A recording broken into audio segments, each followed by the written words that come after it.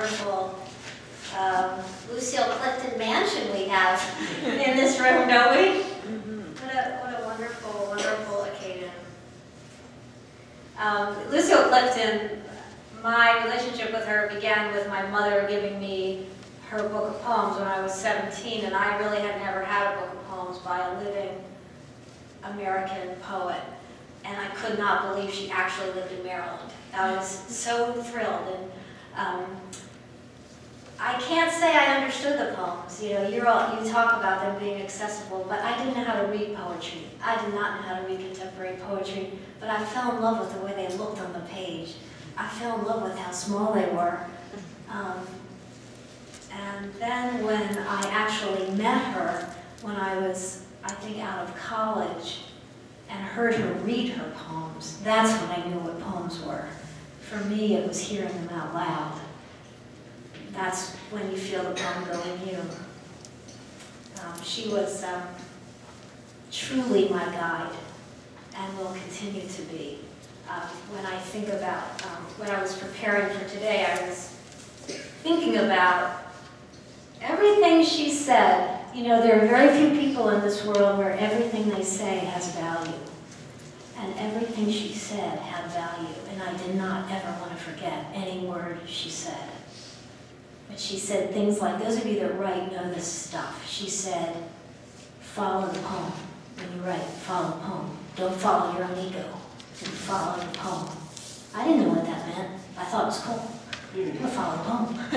It's my new boss. You know, I just thought, I didn't know. I'm going to follow the poem.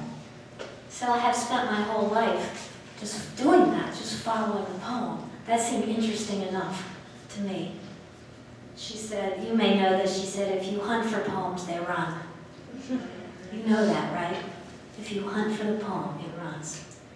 It's very hard to learn as a poet, because you have your pen. She said, leave your ego at the door. When you do your work. You work for the poem, but you leave your ego at the door. Do your work. She said, you know, the famous, Carla, I'm sorry I missed your intro, but you may have said that her mission was, the poet's mission was to comfort the afflicted and to afflict the comfortable. Which, you know, is wonderful. But she said the poet's mission for the poem is to get out of the way of the poem.